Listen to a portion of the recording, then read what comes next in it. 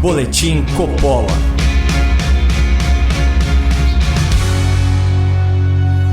Sejam muito bem-vindos ao Boletim Coppola sobre comunicação e campanha eleitoral na TV. Ao longo desse programa, eu vou defender o argumento de que o presidente da República deve sim comparecer aos debates e entrevistas nessa campanha eleitoral. E farei isso resgatando momentos inesquecíveis para o jornalismo brasileiro. A Rede Globo, emissora de maior audiência no país, realizou o sorteio de candidatos para serem entrevistados por William Bonner e Renata Vasconcelos no Jornal Nacional. Coincidentemente, Jair Bolsonaro, o candidato à reeleição, será o primeiro a ser sabatinado pelos âncoras globais. Na sexta-feira, a assessoria do Palácio Planalto confirmou a presença do presidente nos estúdios da emissora. A entrevista será no dia 22 de agosto, uma segunda-feira, e terá duração aproximada de 40 minutos. Os outros convidados do JN são Ciro Gomes, do PDT, na terça-feira, o Descondenado, do PT, na quinta-feira, e Simone Tebet, do MDB, na sexta-feira. Inicialmente, André Janones, do Avante, também seria entrevistado pelo JN. O deputado, que se auto-intitula o fiscal do povo, abriu mão da sua candidatura, declarou apoio a Lula e se tornou um militante fervoroso da campanha petista. Se Janones é mesmo um fiscal do povo, ele poderia começar fiscalizando casos de corrupção e se afastando dos envolvidos. Mas cada cabeça, uma sentença. Vamos voltar a falar de quem não negociou a própria candidatura. É claro que ser o primeiro entrevistado tem as suas desvantagens, afinal, as suas falas ficam expostas às críticas dos demais pré-candidatos durante toda a semana e você não tem como rebatê-las em igualdade de forças. Mas no caso do presidente da República, isso é irrelevante, porque para a oposição, essa eleição é sobre Bolsonaro e nada mais. E os ataques vão vir de qualquer maneira, de todos os lados, o tempo todo. Vocês já pararam para pensar que, tirando a militância fanatizada do PT, a grande maioria dos eleitores do Lula não faz ideia dos absurdos que o ex-condenado vem defendendo? Os petistas propõem ideias como a despenalização do tráfico, a descriminalização do furto, o desencarceramento em massa de criminosos, o controle da imprensa e a censura prévia da internet, o fim do teto de gastos, permitindo ao governo se endividar descontroladamente, a legitimação da invasão de propriedade privada no campo e na cidade, a volta do imposto sindical, o aumento do ICMS nos estados, a interferência política nas empresas estatais, o aborto, em qualquer caso, realizado pelo SUS, o loteamento de ministérios para caciques políticos, o aparelhamento dos tribunais com ministros ativistas. A maioria do eleitorado do Lula não sabe o pecado que está prestes a cometer. Há milhões de eleitores de ocasião que estão votando apenas contra Bolsonaro. Na verdade, contra um espantalho do Bolsonaro. Uma versão do presidente distorcida pelas lentes enviesadas de uma velha imprensa que perdeu verba e prestígio durante o governo do capitão. Por isso, é fundamental que Bolsonaro compareça ao Jornal Nacional e dê às pessoas a oportunidade de conhecê-lo, porque o seu espantalho elas já conhecem muito bem. E por mais que o ambiente seja hostil, se os âncoras exagerarem no antagonismo ou não forem imparciais na condução da entrevista, a audiência vai perceber. Se houver diferença no tratamento aos candidatos, favorecendo uns e desfavorecendo outros, a audiência vai perceber. E se os entrevistadores caírem em contradição ou até demonstrarem certa hipocrisia, a audiência também vai perceber.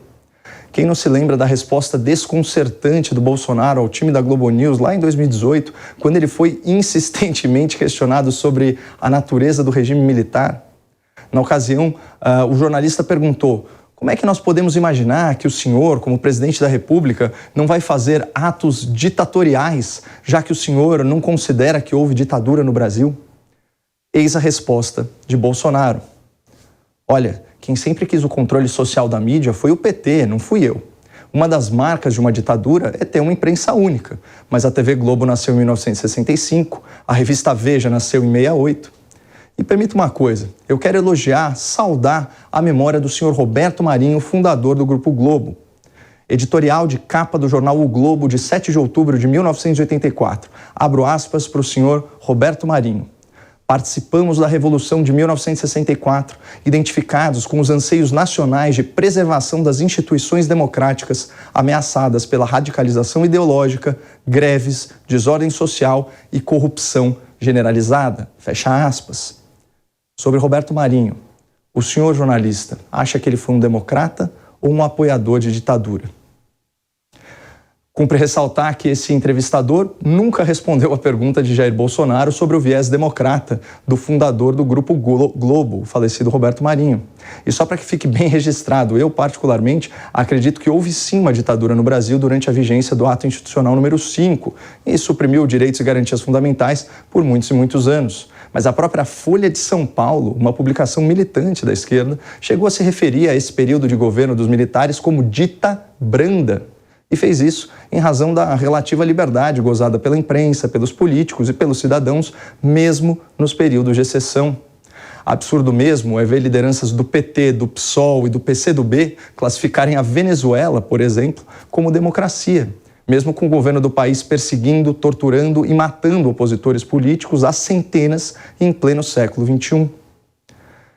Mas enfim, falando em desconstruir narrativas e cair em contradição, vocês se lembram da resposta do Bolsonaro a Renata Vasconcelos sobre a diferença salarial entre homens e mulheres? A jornalista questionou Bolsonaro se ele, como presidente da República, não faria nada para evitar essa desigualdade. Isso já está na lei trabalhista, na CLT, a obrigação de pagar os mesmos salários para homens e mulheres que desempenham o mesmo trabalho. É só as mulheres denunciarem que o Ministério Público do Trabalho resolve o assunto. Mas eu estou vendo aqui uma senhora, Renata Vasconcelos, e um senhor, William Bonner. Com toda certeza, há uma diferença salarial aqui. Parece que a remuneração é muito maior para ele do que para a senhora. E são cargos semelhantes, mas não iguais. Claro que essa resposta gerou um tremendo mal-estar, mas ela demonstra a importância de Bolsonaro participar desses debates e entrevistas para ter oportunidade de contrapor seus críticos. E há muitas contradições a serem exploradas no discurso da velha imprensa. A velha imprensa exalta os direitos trabalhistas, mas é toda pejotizada. A velha imprensa prega igualdade salarial entre os gêneros, mas paga, em média, muito mais aos homens do que às mulheres. A velha imprensa celebra a diversidade, mas destaca profissionais dentro dos padrões de beleza do mercado. A velha imprensa que diz prestigiar a mulher, mas tem inúmeros casos de assédio sexual e assédio moral varridos para debaixo do tapete. A velha imprensa diz apoiar a responsabilidade fiscal, mas defendeu leis que destinam bilhões de reais para artistas da elite em plena crise econômica. E só para constar, segundo a checagem de fatos do jornal Estado de São Paulo, Bolsonaro sancionou ao longo do mandato 46 projetos de lei que beneficiam direta e especificamente o público feminino. São leis que agilizam medidas protetivas, que garantem a dignidade das vítimas, que criminalizam o stalking e a violência psicológica. Portanto, aquele presidente que supostamente não se preocupa com a mulher brasileira não passa de um espantalho. O Bolsonaro, de verdade, colaborou para o avanço dos direitos femininos. Nessa pauta, não houve retrocesso, só avanço. Além da entrevista ao Jornal Nacional, seria interessante que o presidente comparecesse aos debates em todas as emissoras, mas especialmente ao debate da Rede Globo. É uma chance rara para Bolsonaro impactar e surpreender essa plateia. Por isso, anima a saber que o candidato à reeleição está inclinado a participar dos debates. Já Lula, o candidato que é líder nas pesquisas, mas tem medo de pisar na rua, permanece reticente em participar de discussões com outros candidatos, especialmente no primeiro turno. Mas o que eu gostaria mesmo de saber é o que o senhor Fernando Haddad, candidato petista ao governo de São Paulo e aprendiz de Lula, pensa sobre a provável ausência do ex-condenado nos debates. Isso porque há menos de 2 anos, Haddad tuitou o seguinte, aspas, é bundão que chama o cara que foge de debate? Será que se o Lula fugir do debate, das entrevistas, aqui da Jovem Pan, nós vamos ver um post do Haddad para o Lula dizendo, chefe, para de ser bundão? Improvável. Muito obrigado, não percam a esperança no Brasil e fiquem com Deus.